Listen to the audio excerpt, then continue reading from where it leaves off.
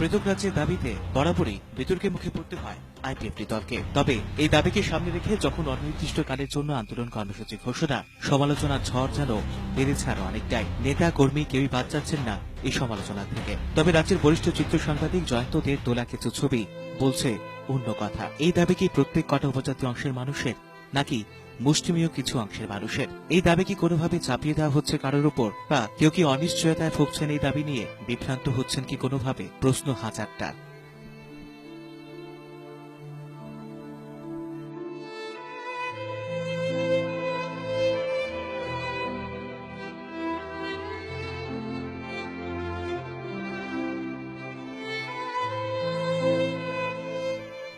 একদিকে যখন পৃথক রাজ্যের দাবিকে সামনে রেখে স্লোগান চলছে, গাল বেয়ে ঝরছে অঝরে অশ্রু জল, চিৎকার করে কান্নায় ভেঙে পড়ছেন যেন বুকের ভেতর জমাট বেঁধে আছে হাজারো দিনের যন্ত্রণা। তবে কি সেই যন্ত্রণা?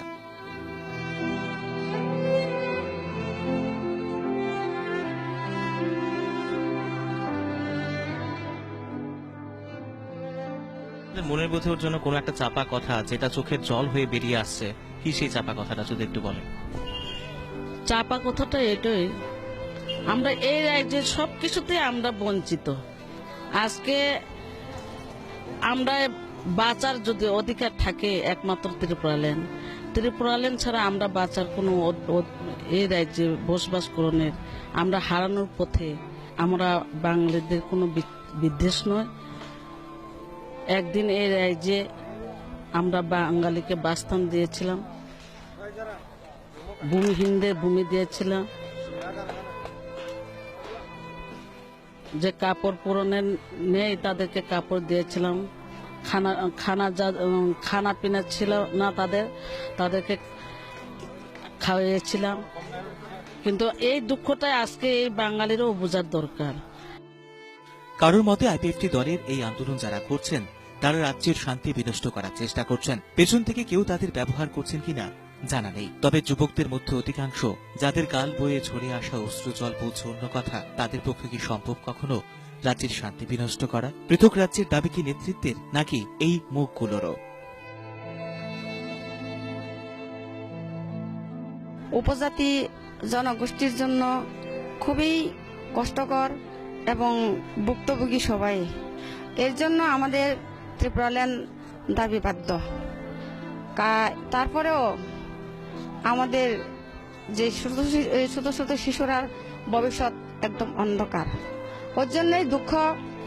আবার এর মধ্যে দেখা গেছে অভাব অনাহারে, অভাব অনটনে সবাই ভুক্তভোগী। কষ্টটা হইল দীর্ঘদিন ধরে আমরা আমাদের এই রাজ্যের মধ্যে রাজনৈতিক আমাদের পূর্ণ ক্ষমতা উপজাতিদের জন্য দেওয়া হচ্ছে না। তো আসলে এই চোখ দিয়ে যে জল পড়া, এটা তো হওয়ারই কথা। কারণ আমাদের দীর্ঘদিন থেকে যে বঞ্চিত লাঞ্ছিত এই রাজ্যের মধ্যে উপজাতিদের, বিশেষ করে আমাদের পাহাড়ি এরিয়াতে, অধ্যুষিত যে স্বশাসিত জেলা পরিষদ এরিয়াতে, এটা খুবই দুঃখজনক ঘটনা। কারণ আমাদের এই রাজ্যের মধ্যে থাকেও আমরা দিনে দিনে সংখ্যালঘুতে পরিণত হয়ে আমরা ভবিষ্যতে এটা অবলুপ্তির পথে যাচ্ছে। কারণ যাই হোক, তাদের মুখেও আজকে রাজ্য ভাগের কথা। সেটা কি অন্তরের ডাক, নাকি কারো শেখানো বলি? রাজ্য ভাগ কি পারবে তাদের বুকের ভেতর জমাট বাঁধা হাজারো দুঃখ কষ্টের নিধন করতে? রাজ্য ভাগ কি পারবে এই যুবক যুবতীর চোখের জল মুছে দিয়ে হাসি ফোটাতে? একদিকে রাজ্য ভাগের আন্দোলন নিয়ে যখন আইপিএফটি দলের আপাদমস্তক নেতা কর্মী সমর্থক সবাই একটা বড় অংশের মানুষের সমালোচনার মুখে, তবে আন্দোলনের ফাঁকেই সংগৃহীত এই ব্যতিক্রমী কিছু ছবি যেন চিৎকার করে বলছে অন্য কথা।